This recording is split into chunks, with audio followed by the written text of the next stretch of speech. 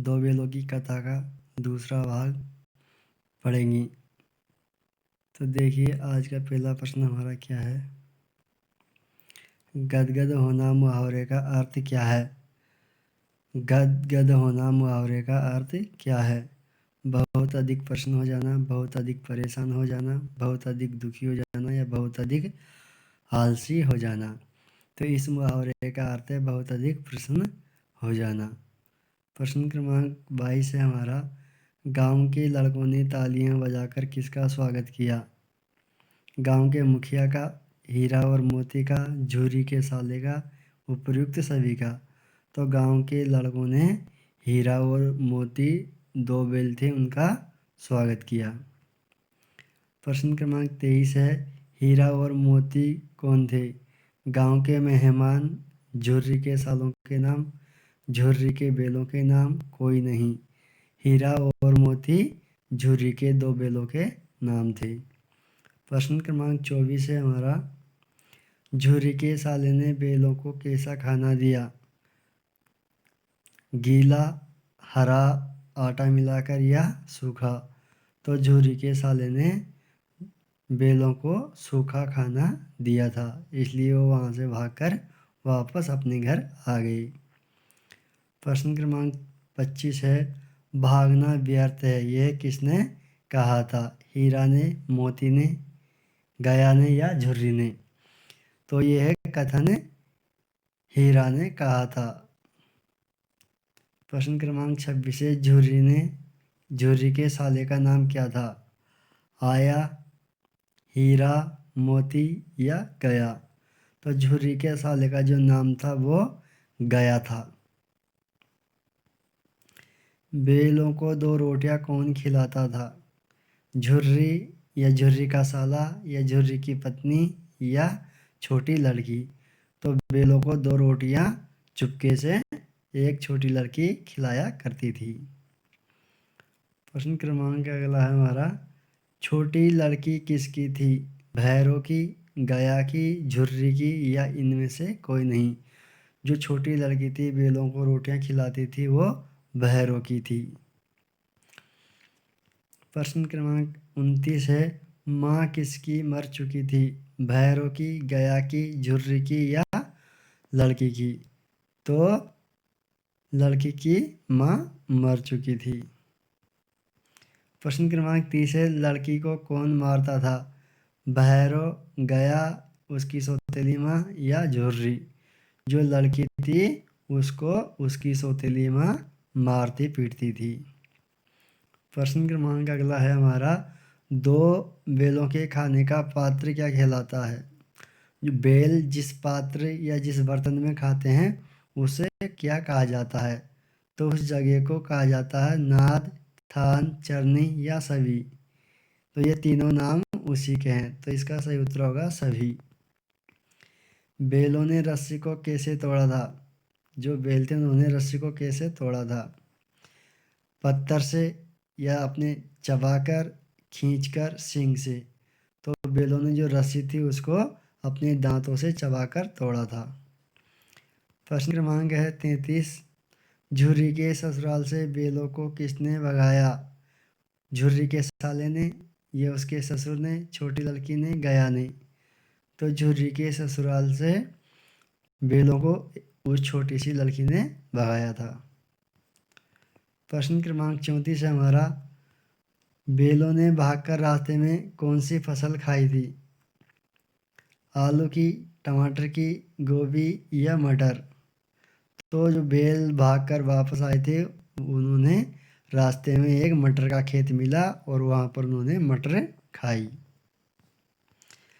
अगला है 9 2 11 होने का क्या अर्थ है? 9 2 11 होना एक मुहावरा है। इस मुहावरे का अर्थ क्या है? भाग जाना, रुक जाना, लेट जाना या खा जाना? इसका सही उत्तर है भाग जाना।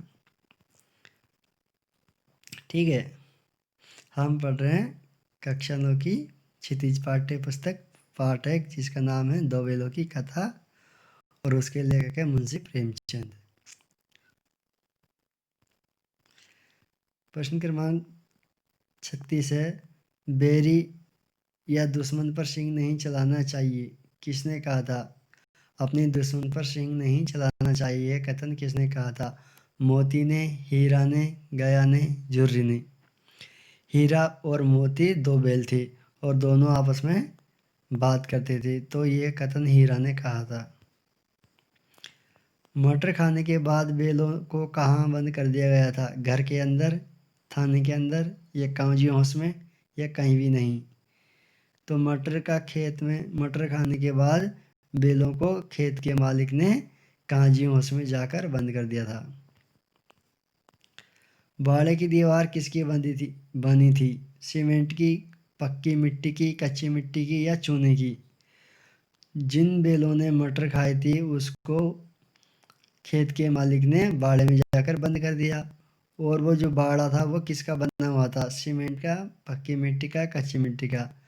तो वो बाड़ा कच्ची मिट्टी का, उसकी दीवारें बनी हुई थी। प्रश्न क्रमांक 39 है, बाड़े में क्या सुविधा थी? बाड़े के अंदर जो पशुओं को रखा जाता था उसके अंदर क्या क्या सुविधाएं थी? बाड़े में पशुओं के खाने की, पशुओं के पानी पीने की, पशुओं के नहाने की, पशुओं की हाजिरी लेने की। तो वहाँ पर क्या सुविधा थी? पशुओं की हाजिरी वहाँ ली जाती थी, बाकी खाना पीना वहाँ पर नहीं दिया जाता था। बाड़े के अंदर से कौन नहीं भाग रहा था? बकरी, गधे, घोड़ी, या भैंसे? जब बाड़े की दीवार तोड़ दी गई थी हीरा मोती के द्वारा, बैलों के द्वारा, तो सभी जानवर भाग गए थे, लेकिन गधे वहीं पर खड़े रहे, वह भागे नहीं। हीरा और मोती ने बाड़े से कितने प्राणियों की जान बचाई? जो हीरा और मोती थे वो बाड़े के अंदर बंद कर दिया गया था और उसके अंदर बहुत सारे जानवर थे। तो जैसे उन्होंने दीवार को तोड़ा था, बहुत सारे प्राणी या जीव भाग चुके थे। तो यहाँ पर पूछा गया कि कितने प्राणियों की जान बचाई? तो वहाँ पर 9-10 प्राणियों की जान उन्होंने बचाई थी। हीरा और मोती को बाड़े में कितने समय तक रखा गया था? 2 सप्ताह तक, 3 सप्ताह तक, 1 सप्ताह तक, 4 सप्ताह तक? हीरा और मोती को 1 सप्ताह तक बाड़े के अंदर रखा गया था।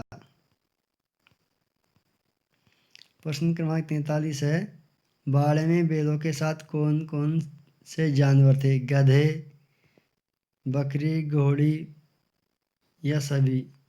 तो बाड़े के अंदर गधे भी थे, बकरी भी थी और घोड़ी भी थी, ये सभी जानवर बाड़े के अंदर थे। बैलों की थकान और कमजोरी कैसे दूर हो गई?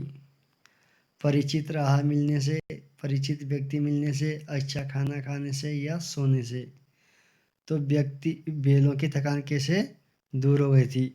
जब बैल भागते हुए जा रहे थे तो वो थक चुके थे और अचानक उनको अपना जान पहचान वाला रास्ता मिल गया था, इसलिए उनकी थकान और कमजोरी दूर हो गई थी।